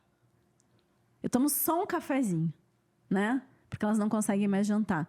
Na verdade, as enzimas que fazem o processo digestivo, junto com essa flora, né? Que o Lucas está tentando tomar lá o Yakult para ajudar, elas vão reduzindo ao longo dos anos se a gente não olha para isso. E tudo eu acho que é esse olhar. Parece, né? Às vezes eu me sinto, quando eu estou falando sobre o processo, meio mensageira do apocalipse, assim, né? Tudo tem solução. Só que a gente precisa olhar. Tu entende? A gente precisa... E o conhecimento garante a sua liberdade, né? Você saber... Bom, existe pool de enzimas digestivas para ajudar em alguns momentos, até que seu corpo pegue no tranco de novo. E existe a gente conhecer e reconhecer aquilo que nos faz bem e aquilo que não nos faz. Não. Fico pensando como é que os italianos... Porque eu tive essa prática de comer massa todos os dias quando eu fui morar na Itália. E lá eles comem, literalmente, massa, pizza, massa. Ao longo da vida, então... Pelo menos ele prejudicou o intestino num lugar top, né? Com Imaginam trigo de boa qualidade. Que eles Só têm que o trigo de lá é diferente do nosso, né? Ah, é diferente? É. Ele é mais rico. Ele, na verdade, é menos processado. Ele não tem a questão da transgenicidade que a gente tem. Tem isso, tá? E eu já tive a oportunidade também de conhecer... Já fui mais de uma vez na Itália. O italiano tem uma coisa muito legal que a gente faz diferente deles. Eles têm o primo piatto, secondo. Sim. E o primo piatto sempre é um prato de ensalada. Ensalada. Isso. Aqui a gente não come salada quando come massa. E a ensalada deles, na verdade, é um grande preparo da nossa flora e das nossas enzimas digestivas, né? Eu me lembro que era uma coisa que me chamava a atenção. Eu disse, gente, eu não quero primo piatto secondo. Com muita mozzarella de búfalo, que tem gordura, né? Que tem gordura. Azeite de oliva. Azeite de oliva. E com muitos vegetais crus. Muitos. Muitos vegetais crus, né? Sim. Que é um super preparo, essa coisa do amargo, né? Das folhas verdes para as nossas enzimas digestivas. Então, tem uma sabedoria. E aí, eles fazem, né? O primo piatto, o secondo. E eles se ofendem, né? Se tu não quiser a sequência. Sim. Né? Sim. Se tu disser assim, gente... Aí, eles acham certo que tu não quer gastar. E eu digo, cara, não como tanto assim, né? Mas o primo, o secondo e tal. E aí, eles fazem por ordem, né? Essa ordem tem uma lógica e uma sapiência maravilhosa, né? Que os mediterrâneos lá, que o povo de lá tem, tanto que eles não são obesos, apesar Exato. de comer muita massa. Eles não são obesos. Eles não são obesos, mas eles fazem essa sequência. E se tu parar para pensar, no tempo que tu ficou lá, não sei qual foi a cidade, a porção é... Fora a pizza, né? Que a pizza é um prato inteiro. Mas a porção é muito menor. Muito, exato. Né? Vai comer uma massa num restaurante em Porto Alegre. É um balde de massa, né? Ou é uma panela de massa que, né? Nos restaurantes aqui, os melhores restaurantes, é um balde de massa, é um prato fundo cheio. Mas nunca tem essa ideia, assim, do primo piatto. Aqui a gente dá de antepasto o quê? Pão. né? E lá eles têm isso. Então, tem uma sabedoria já milenar sobre a questão do começar a comida com folhas verdes amargas e ativar as tuas enzimas digestivas. Olha que fantástico. Só que a gente só pega a parte da massa do italiano. Até hoje eu não sabia por que faziam isso. Devia ter ficado lá, cara. Aí veio pra cá, vai comer esse trigo ruim aqui. Eu falei que nós ia aprender muita coisa hoje. E para as pessoas que começam a fazer dieta, a gente ouve muitas optando por fazer o jejum intermitente. Ah, tu falou com a pessoa errada. O que tu diria sobre isso? Eu sou super adepta do jejum, tá? Não sei se vocês queriam ouvir isso, mas enfim, a gente trabalha com verdades aqui, né? Ninguém fez a restrição de assuntos antes, mas assim, eu sou super adepta, tá? E eu acho o jejum fantástico. E, na verdade, muito além de emagrecimento, tá? O jejum, vamos pensar em 24 horas do nosso dia. Tecnicamente, a gente teria que, para deixar as nossas células descansarem e o nosso sistema digestivo descansar, nunca sobrepor o período alimentado ao período jejuado. O que eu quero dizer com isso? Se eu tenho 24 horas, durante 12 horas eu posso comer e durante 12 horas eu preciso jejuar. Isso é fisiológico, isso seria respeitar o nosso ciclo circadiano. Tá? Então, eu começo a comer às 8 da manhã e eu paro de comer às 8 da noite. Para dar tempo das minhas enzimas, das minhas toxinas, e eu brinco do meu contador, né? Porque a gente tem um contador no corpo. Vocês têm um contador na empresa, né? A gente tem um contador todo dia de noite. Que São mulheres também as contadoras. Então, o nosso contador do corpo dá tempo de, vamos botar fora as toxinas, vamos, né, recarregar, porque senão a gente está o tempo inteiro fazendo o quê? Processo de digestão. A gente passa o dia fazendo digestão. Né? E muitas vezes eu vejo o quê? O paciente sai às 6 de casa, aí ele come. Aí ele chega às 9 em casa, ele janta, daí ele vai ver uma série do Netflix, ele come mais um petisco. Mas é saudável, são nozes, castanhas e amêndoas. Não pode ser fruta, alguma coisa assim, não? Olha, não, se não passar pelo trato digestivo. Não, eu acho que eu falo isso porque... Porque assim, ó, na correria do dia a dia... Eu acho difícil. A nossa idade aqui dos 30, 40, 50 é o momento que tá todo mundo na correria, né? Então, eu acho um pouco difícil as pessoas conseguir... vou estar em casa às 20 para jantar ou para comer. Geralmente as pessoas chegam ou às 21, 22 e já não chegam... comece tão cedo. Comer? Isso. Mas o café da manhã não é a refeição mais importante do dia? Quem disse? Mito ou verdade? A saúde, ela sempre vai ter dois olhares. A gente tem artigos que mostram que sim, mas a gente tem livros e artigos que mostram que 2 refeições por dia, para muitas pessoas, é fantástico. Tu não é mais saudável porque tu faz o café da manhã. Mas talvez num paciente compulsivo no final da tarde, o café da manhã é essencial. Entende? Porque o que você faz na janela alimentada, se tu bota a proteína do café da manhã no almoço, ou no lanche da tarde, ou aumenta tuas refeições de almoço e janta, tá tudo certo. O que a gente tem sobre jejum? Tem um autor que é italiano, que todo o estudo dele ele fez nos Estados Unidos, que ele fala do jejum, na verdade, não para emagrecer. E o jejum, ele não ficou conhecido... A gente tem um prêmio Nobel para jejum, tá? É 2016, 17, se não me engano. Se eu estiver errada, depois eu corrijo no vídeo. Que é de um japonês falando sobre o processo de autofagia. O que é autofagia?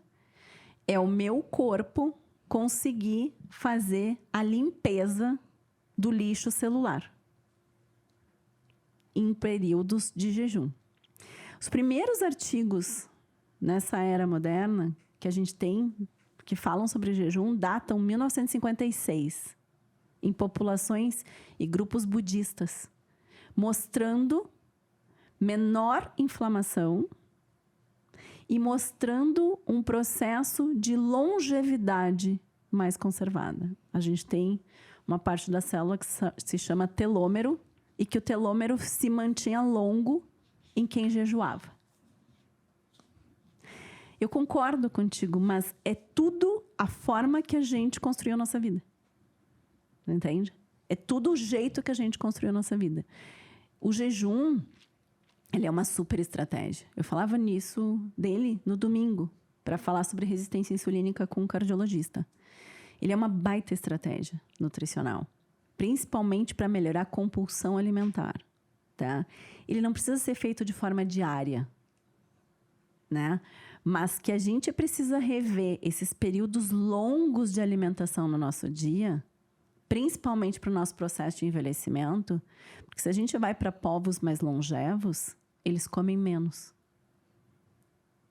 O que é unânime hoje em estudos de longevidade é restrição calórica.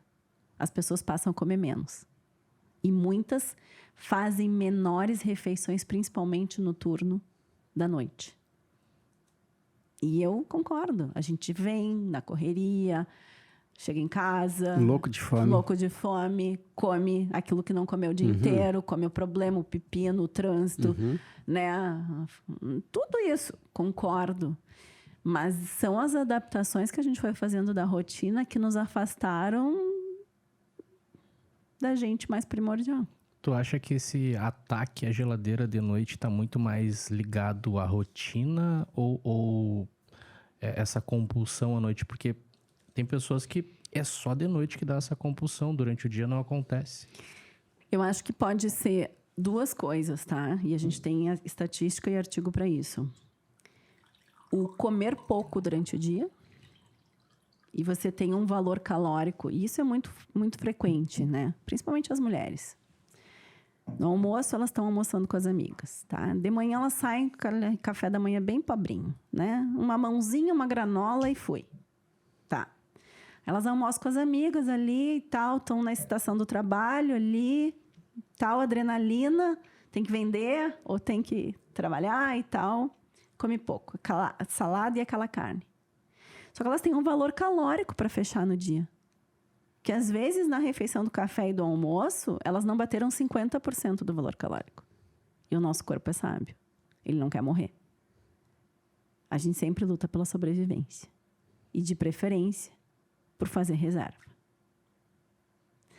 Aí, chega final de tarde, começam a cair hormônios. Serotonina, dopamina. E eu não estou alimentada. E eu não tenho saciedade.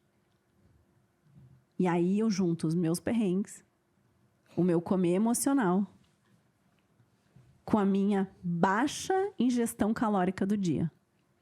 E aí eu chuto a primeira porta da geladeira que eu vejo. E aí ninguém segura o vivente. E vira um ciclo também, porque não vai dormir direito, né? Vai estar aí fazendo ele um vai processo acordar digestivo. sem fome.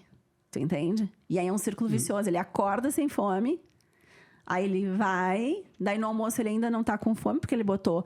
E isso é muito comum, tá, gente? Aí tu vai ver o valor calórico que aquela mulher ingeriu, que aquele homem ingeriu até o almoço, ele tava uma lady pra comer até ali. Né? 120 gramas de carne, folhas verdes. Mas da onde tu te sustenta? Eu adoro as comparações, tá? Eu faço teatro no consultório, é uma loucura.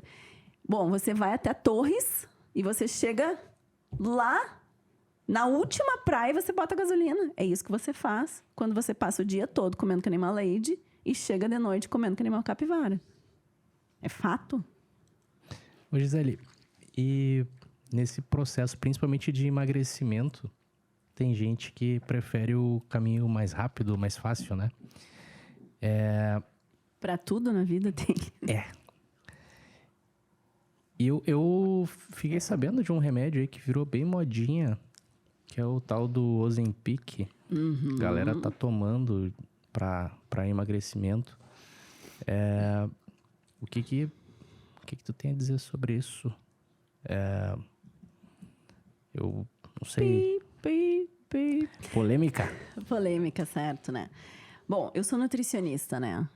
E o que eu vou falar aqui sobre remédio, que é, na verdade, de orientação médica, é a minha prática clínica e a minha vivência, tá? Recentemente até falei sobre isso numa live, que a gente já tem alguns estudos mostrando sobre a perda de massa muscular no uso de medicações, como essa, que eu não vou nem falar o nome. Massa muscular e massa óssea é maior do que a perda de gordura, tá? Não, repete. A gente já tem alguns estudos e Massa já tem... muscular e massa óssea, tu perde? Sim, massa Nossa óssea. Senhora. Porque quando tu perde músculo, tu perde osso também, tá? Vem tudo junto. Ah, não fazia ideia disso. O osso diminui? Diminui, a gente vai fazendo osteopenia e sarcopenia. E como que a gente faz para ele voltar? Musculação. Aí a gente faz hipertrofia, não só muscular, a gente faz hipertrofia de músculo e osso. A maior indicação é exercício de força. Buenas, porque assim, você toma um remédio que você injeta lá, que custa caro pra caramba, tá? Que pagaria bem um personal e um tratamento aí bem orientado. E aí esse remédio te deixa enjoado o dia inteiro, sem fome. Mas aí você vê que você pode comer o chocolate. Porque, na real, você comeu nada durante o dia. Então, você vai fazendo suas escolhas. E a sua cabeça não é educada para boas escolhas, você entende? Você emagrece comendo o que quer, mas muito pouco daquilo. Mas você emagrece. Quanto custa e quanto vale o seu emagrecimento? Por nada do mundo, eu hoje, com a idade que tenho, 40 a mais, deixamos assim, usaria a minha massa muscular em prol de emagrecimento. Porque é uma das coisas mais difíceis de eu construir depois. Tá? E muitos pacientes referem uma alteração intestinal, que é um efeito colateral.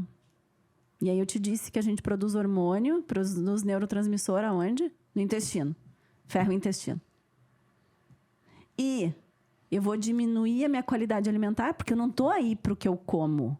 Eu só como pouco. Entende? Eu acho que qualquer medicação na história da humanidade para emagrecer, associada a bons hábitos, ela pode ser um baita gatilho para você começar. Ela só não pode ser a sua bengala durante todo o processo. Porque se ela for a sua bengala durante todo o processo, prepare o bolso, porque você vai ter que passar o resto da vida pagando remédio para não comer. Quando, na verdade, o ato de não comer ou de selecionar é do seu cérebro. Muito mais do que o seu corpo. E o teu remédio deveria ser o teu alimento, né? Exatamente. E aí você foge, né, do pai da medicina que te diz isso, né? Quando você... Eu tenho pacientes que já chegaram no meu consultório, que aí a gente conversa para consciência. Ai, mas pelo menos eu não estou engordando. Eu disse, não acredito que você está pagando isso todo mês para não estar engordando. Porque tem uma lavagem cerebral, né? O caminho mais fácil. Vamos pelo caminho mais fácil, né? É aquela história, eu não quero esperar. Eu plantei, sei lá, uma florzinha, mas eu não quero esperar a florzinha crescer para eu regar a florzinha. A pessoa não quer o processo, ela quer o resultado. E nem todo mundo na vida, para várias situações, tá a fim de enfrentar o processo. Para várias situações. Mas a pessoa quer o resultado. Sim. E o processo para o resultado, ele é árduo, né? É abrir mão de um monte de coisas, né? É abrir Principalmente mão, dos prazeres. se os prazeres estão no prato e no copo. Né? E a gente sabe que aqui no Brasil, sem dúvida nenhuma, a nossa culinária, nossas frutas, a gente tem muito em abundância comparando com outros países. A gente vai nos restaurantes, né? Tem muita opção de comida, muita opção de frutas. E tudo do Brasil. O que nós deveríamos ter sempre na nossa mesa e o que nós não deveríamos ter nunca na nossa mesa? Eu acho que uma das coisas que a gente peca muito, gente, é sobre a questão de ser extremamente repetitivo. Eu não diria que nada precisa estar sempre. O ser humano mudou isso, tá? Mas existe uma coisa que se chama sazonalidade na produção de alimentos. E essa sazonalidade é para proteger a gente justamente dessas intolerâncias.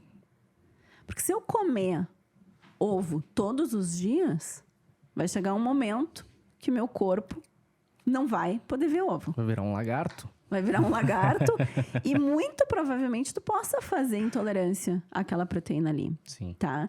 Então, eu acho que é uma das brigas que eu mais tenho, assim, com as pacientes, né, de mais longa data.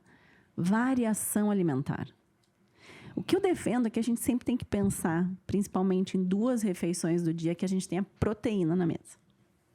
Sem proteína, a gente não vai construir tecido, a gente não vai construir pele, a gente não vai construir músculo, a gente não vai construir cabelo, a gente não vai construir neurotransmissor, né? Mas o resto, a questão do carboidrato, né? Não tem problema um dia ter a massa, mas tenha raízes no outro dia, né? Tenha grãos no outro dia. Agora, se todo dia você come arroz e feijão, né? Tem gente me olhando.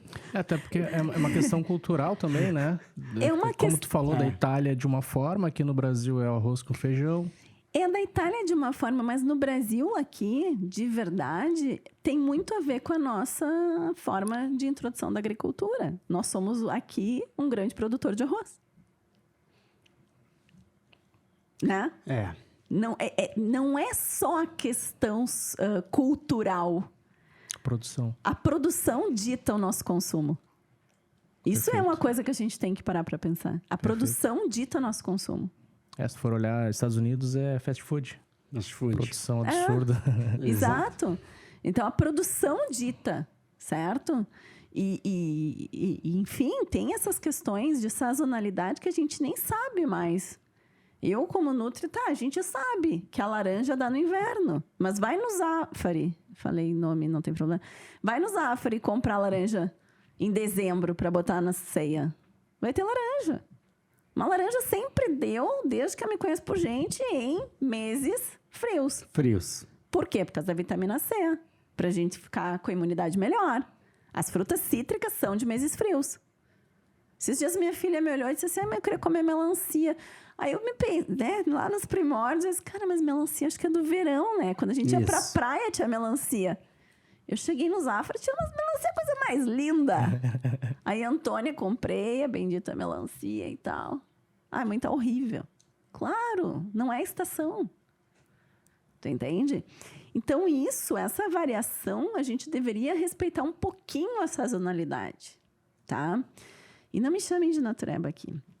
Mas um hábito, se eu pudesse deixar, que as pessoas não perdessem, tá? Eu tenho um hábito de final de semana que não tem glamour nenhum. É um açougue e uma feira. Isso organiza a minha semana. Todo final de semana, mesmo que a gente viaje, enfim, se a gente vai viajar, eu peço naquelas entregas e tal, o açougue lá de casa é garantido, com uma variação de carnes, tá? E hoje a facilidade que existe, a gente encomenda os quilos de carne e recebe na porta, né? Esses dias eu não consegui, porque às vezes eu gosto de ir para ver e tal, ter alguma coisa de variação. E a feira é garantido. E Porto Alegre é, né, o rei das feiras. Tem uma feira a cada esquina. Tem feira na quarta, tem feira no sábado. Então, açougue e feira. Você vai ver que na feira não tem a melancia. Por quê? Porque é de um produtor menor, né? Muitas vezes com uma quantidade menor de agrotóxico, que eu vou estar me expondo menos, que eu vou estar expondo menos a minha família, meu marido, minha filha, né? Então, isso... mas eu não tenho tempo. Se a gente não tiver tempo para a saúde, não vai ser para a doença que a gente vai ter. E para as mulheres gestantes que estão amamentando, elas têm uma alimentação, tem que ter uma alimentação mais regrada, né? Com certeza. E uma grande janela de oportunidade na vida da mulher, sabe? A maior janela de oportunidade que a gente tem é a gestação. Na gestação, a gente silencia ou ativa genes do bebê de doença, tá? E no aleitamento materno, a gente é corresponsável por tudo que aquele bebê vai receber de nutriente, né? Não existe essa história, o leite é fraco. Existe, na verdade, às vezes, uma alimentação tão carencial naquela mãe, para ela, inclusive, que não tem nem para ela, quem dirá, uma reposição adequada de nutrientes para aquele bebê. Então, é importante essa janela inicial da criança. É importante que, nesse período, por exemplo, a gente consuma mais alimentos orgânicos com menos agrotóxicos, porque a gente sabe que isso passa também pelo leite. A gente sabe que um grande depósito de agrotóxicos no nosso corpo é a gordura. E o leite materno é extremamente gorduroso. Gorduroso. Né? Então, o uso de alimentos orgânicos, uma alimentação minimamente pensada, minimamente planejada. Porque eu digo isso, gente, e vocês que são, né, da área de negócios, a gente planeja um monte de coisa na vida, né? Só que sobre comida a gente não quer pensar. A gente quer apertar um botão. E se a gente planeja todo o resto, caraca, se a gente não planejar sobre a nossa rotina e sobre os nossos hábitos alimentares, alguma situação na nossa saúde vai acontecer para a gente rever esse conceito. Aí não planeja mais nada, daí é correr atrás, né? Aí é correr atrás do prejuízo e, às vezes, é uma caminhada que mais ali na frente não dá tempo. Porque aí a doença já está instalada. Um dado importante, uma doença crônica, não transmissível como diabetes, por exemplo, às vezes eu ouço, né? Puxa vida, olha que azar, fiquei diabético. A tua diabetes, ela está sendo construída em ti 10 anos antes dela aparecer no exame de sangue. 10 anos antes. Não sabia disso. 10 anos. Tu vem com resistência insulínica, e aí chega um dia, O corpo transborda. o teu pâncreas diz assim, já era, eu te avisei. Aquela sudorese, aquela taquicardia, aquela sonolência, aquela fadiga o tempo inteiro, eu tava te avisando, cara. Só que tu achava que era o estresse do dia. Tu achava que é porque tu não bateu a meta. Tu achava que era por isso. Tô começando a achar que eu tô com diabetes. Tá vindo. Pô, nem brinca, cara. Tá pra fazer um exame. Cara, faltou tempo hoje, né? Meu Deus.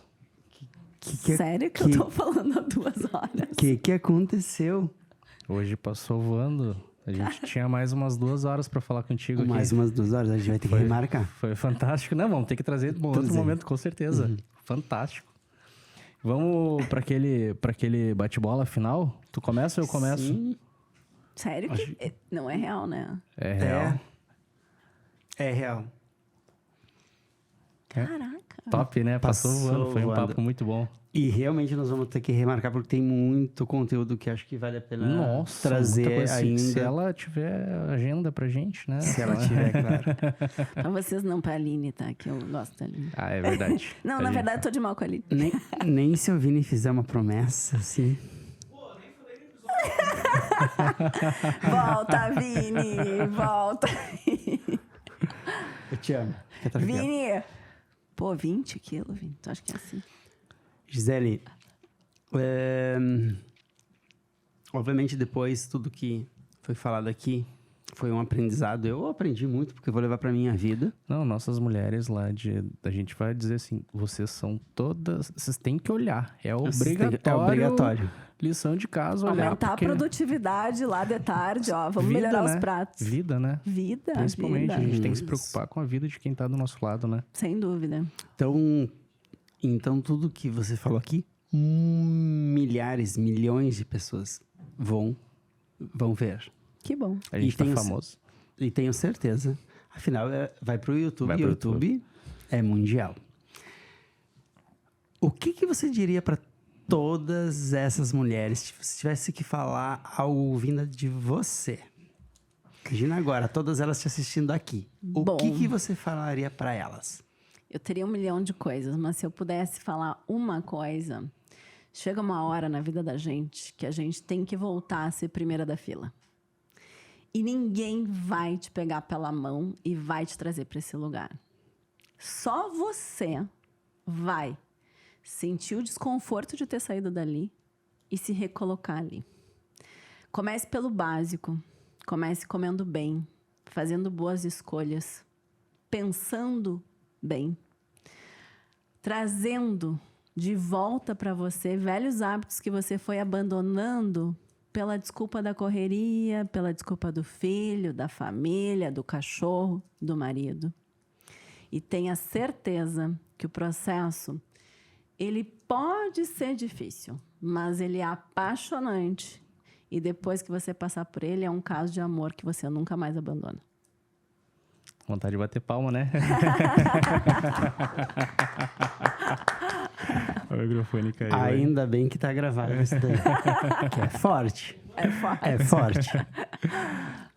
Ô, Gisele, imagina o seguinte, ó, daqui a uns bons anos pra frente, futuro.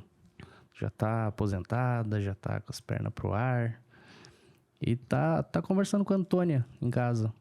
E a Antônia tá contando pra ti como que ela viu a tua vida. O que tu gostaria de ouvir da tua filha pra te ter certeza assim, ó. Lucas, isso. Pra te ter certeza assim, ó. Eu cumpri minha missão de vida. Pois é. Tu sabe que falar da minha filha sempre me emociona. Tu tá emocionada, né? Desculpa. Poxa vida, não me avisaram. A Antônia foi uma criança muito querida. Eu queria muito, né? Essa maternidade. Eu sempre soube que eu teria uma filha mulher. E acho que não é por acaso essa caminhada de hoje atender mulheres o dia inteiro. Tal. Eu sempre quis, e falo isso para ela, ensinar para ela sobre autocuidado. E que a gente não terceiriza autocuidado. E nisso, ela não podia ter uma mãe que se abandonava. Por maior que fosse o perrengue, por maior que fosse a treta que a gente estivesse passando, que a gente passou por algumas, ela jamais poderia deixar de se autocuidar. Né? E que hoje, ela ainda me disse sobre isso. Eu disse, hoje a mãe vai trabalhar à noite.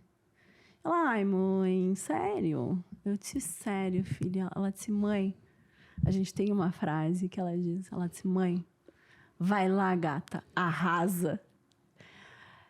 Que se a gente fizer o que a gente ama e colocar a alma em tudo que a gente faz, a gente sempre vai ser uma pessoa feliz. Eu todos os dias peço, filha, vai lá e põe a alma. Seja o que for, não pode ser a menor coisa. E eu tenho certeza que ela sabe o quanto eu coloco a alma na criação dela, no meu trabalho, que é óbvio que é um trabalho que é eu tenho um grande tesão por fazer o que eu faço. No meu relacionamento com meu marido, a gente vai com a alma. Lindo. Depois desse momento de emoção... Deu pra sentir, Deu pra né? sentir. Deu pra sentir. Sim. Antes de eu dar um tchau pro pessoal, só queria que tu deixasse o teu @ no Instagram ali pra galera seguir, porque lá tem muito conteúdo. Tem sempre novidade, tem os grupos que tu faz, né? Isso, a gente trabalha hoje com mentorias em grupo, com grupos de emagrecimento, com desafios, né? Muito além do consultório, a gente tem hoje uma questão de mulheres que apoiam outras mulheres. E é um negócio incrível, tá? E o meu @ é @GiseleSilveiraNutri. Os grupos acontecem atualmente. Eu tô num grupo quase ad eterno, que tem quase 6 meses, que a gente não larga. E a gente brinca que ninguém larga a mão de ninguém. É um grupo de emagrecimento com mulheres do Brasil inteiro. A gente está num número de... Mês passado, a gente estava em 100 mulheres. Tá? Agora a gente vai renovando. E muito além, eu tenho uma frase que eu gosto muito, que vai ser o título do meu livro, emagrecimento nunca é sobre comida. Sempre é sobre pessoas. Tá? Uau. Sempre é sobre pessoas. Então, segue lá que você vai ver muita coisa, não de comida, mas de gente. Top, top, top. Gisele, a gente quer te agradecer muito. Eu que agradeço, gente, a Prazer. oportunidade. Uma honra. Uma honra. Ter aqui, você aqui sentada com a gente, trocando esse bate-papo, que foi muito proveitoso, né? Muito enriquecedor. Tenho certeza que para todo mundo que está assistindo vai fazer diferença. Posso te dizer que para mim já fez muita diferença e vou ter que mudar alguns Olha o jejum aí. alguns muitos hábitos. E galera, muito obrigado por ter acompanhado a gente até aqui. Deixa nos comentários aqui embaixo o que vocês acharam desse episódio. Curte porque ficou show de bola. Compartilha, não esquece de seguir o canal e tocar no sininho ali para ver quando a gente colocar novos vídeos no canal. E tchau!